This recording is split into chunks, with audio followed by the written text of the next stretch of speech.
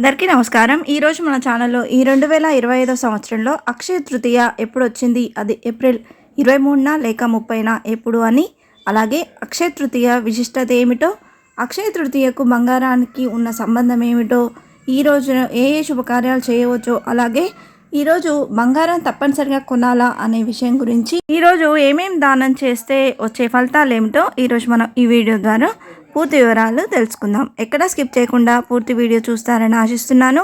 అంతకంటే ముందుగా ఇంతవరకు నా ఛానల్ సబ్స్క్రైబ్ చేసుకున్న వాళ్ళు ఉంటే సబ్స్క్రైబ్ బటన్ని ప్రెస్ చేసి పక్కనే ఉన్న బెల్ ఐకాన్ని ప్రెస్ చేసి ఆల్ అనే ఆప్షన్ ప్రెస్ చేశారంటే నేను పెట్టే ప్రతి వీడియో మీరు నోటిఫికేషన్ ద్వారా మొదటగా చూసేయవచ్చు.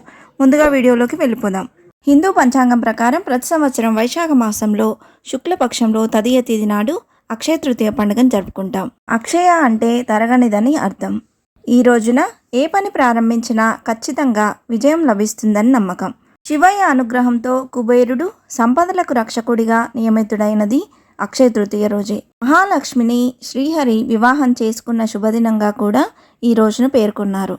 ఈరోజు లక్ష్మీదేవిని బంగారంతో అలంకరించి పూజిస్తే ఇల్లు సిరి సంపదలతో కలకల్లాడుతుందన్నది నమ్మకం. అంతేకాకుండా ఈ రోజున చేసే యజ్ఞయాగాది క్రతువులు, పూజలు, జపాలు దివ్యమైన ఫలితాలనిస్తాయని పార్వతీదేవికి శివుడు చెప్పినట్టుగా మత్స్య పురాణం చెబుతుంది.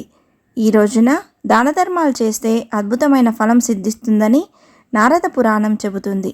అలాగే అక్షయ తృతీయ వైశాఖ శుద్ధ తదియ రోజున కృతయుగం ప్రారంభమైందని పురాణాలు చెప్తున్నాయి. ధర్మం 4 పాదాల మీద నడిచిన కాలం అది. ఆ యుగంలో పొలాన్ని దున్నకుండానే పంటలు పండేవి. నేలను 1 అడుగు లోతు తవ్విన జలధార పొంగుకొచ్చేదంట. నిరుపేద అయిన కుచేలుడు బాల్య స్నేహితుడైన కృష్ణుడి కటాక్షంతో అక్షయమైన సంపదల్ని పొందిన రోజు కూడా ఇదే. క్షీరసాగర మథనం తర్వాత లక్ష్మీదేవిని మహావిష్ణువు వరించిన రోజు కూడా అక్షయ తృతీయ రోజే అని పురాణాలు చెప్తున్నాయి. నరసింహస్వామి ప్రహ్లాదుని అనుగ్రహించింది ఈ రోజే కాబట్టి అక్షయ తృతీయ నాడు రాహుకాలాలు, వర్జం వర్తించవు. ప్రతి నిమిషం సుముహూర్తమే. ఏ కార్యక్రమం చేపట్టినా శుభప్రదమే. అక్షరాభ్యాసాలు, పిల్లలను పాఠశాలలో చేర్చడం, పుస్తకావిష్కరణ, పుణ్యస్థలాలను సందర్శించడం, గృహ నిర్మాణం, ఇంటి స్థలం కొనడం, బావులు తవ్వడం వంటి పలు శుభకార్యాలను ప్రారంభించడం వంటి శుభకార్యాలకు ఈరోజు అనుకూలమైన రోజు. ఈరోజు ఏ వ్రతం చేసినా, ఏ పూజ చేసినా, ఏ హోమం నిర్వహించినా ఫలం అక్షయం అవుతుందని నమ్మకం. సింహాచలంలో వరాహ నరసింహస్వామికి ఏటా చందనోత్సవం జరుగుతుంది. ఈరోజు మూల విరాట్టు మీద ఉన్న చందనాన్ని తొలగించి స్వామివారి నిజ రూపాన్ని దర్శించే భాగ్యాన్ని కల్పిస్తారు.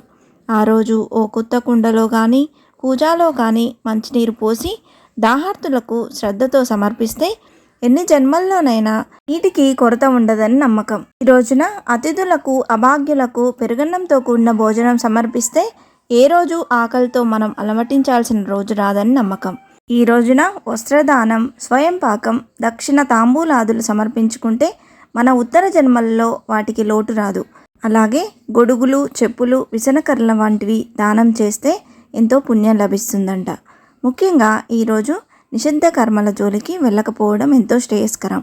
మనలో చాలామంది అక్షయ తృతీయ రోజున ఖచ్చితంగా బంగారాన్ని కొనుగోలు చేస్తారు. అయితే వారంతా ఈ విషయాన్ని గమనించాలి. పురాణాల ప్రకారం కలిపురుషుడు 5 స్థానాల్లో ఉంటాడు. అందులో ఒకటి పసిడి. బంగారాన్ని అహంకారానికి హేతువుగా పరిగణిస్తారు. అంటే అక్షయ తృతీయ రోజున కలిపురుషుడిని ఇంట్లోకి తీసుకొచ్చి అహంకారాన్ని మరింత పెంచుకోవడమే అర్థమని కొందరి వాదన.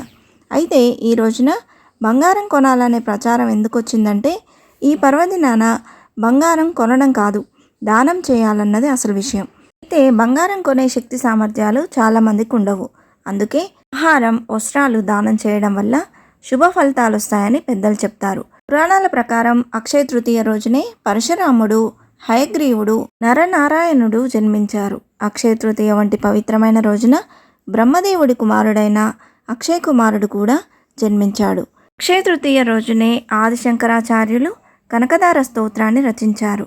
అక్షయ తృతీయ వంటి పవిత్రమైన రోజునే మహాభారత యుద్ధం ముగిసినట్లు పురాణాల ద్వారా తెలుస్తుంది. ఈ 2025 సంవత్సరంలో అక్షయ తృతీయ ఎప్పుడొచ్చిందో ఇప్పుడు తెలుసుకుందాం. 2025 సంవత్సరంలో వైశాఖ శుద్ధ తదియ తిథి ఏప్రిల్ నెలలో 29వ తేదీ మంగళవారం రోజున, తదియ తిథి రాత్రి 8:53 ప్రారంభమై ఏప్రిల్ 30, 2025 బుధవారం రోజు రాత్రి 6:38 తదియ తిథి అనేది ముగుస్తుందండి. హిందూ పంచాంగం ప్రకారం సూర్యోదయానికి ఏ తిథి అయితే ఉంటుందో ఆ రోజు ఆ తిథిగా పరిగణిస్తాం కాబట్టి ఈ 2025 సంవత్సరంలో అక్షయ తృతీయ ఏప్రిల్ 30 బుధవారం రోజు జరుపుకోవాలని పండితులు సూచిస్తున్నారు.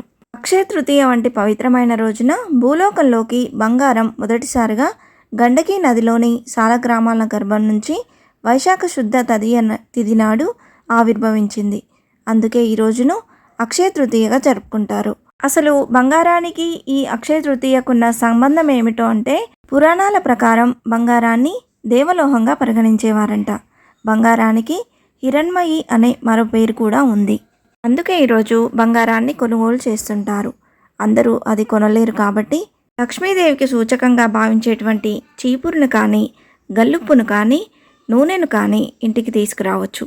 అక్షయ తృతీయ రోజున మాంసం, మద్యం, వెల్లుల్లి, ఉల్లిపాయలు మొదలైన వాటిని అపవిత్రమైనవి లేదా తామసమైనవిగా పరిగణించడం వల్ల వాటిని దూరంగా ఉంచండి. ప్రతికూల ఆలోచనలు, భావోద్వేగాలకు దూరంగా ఉండాలి. ఈ రోజున ఎవరికైనా డబ్బు ఇవ్వడం లేదా రుణం ఇవ్వడం అశుభం అని భావిస్తారు. ఇలా చేయడం వల్ల ఇంటిలోని సిరి సంపదలు మరొకరికి దగ్గరకు వెళ్తుందని నమ్మకం.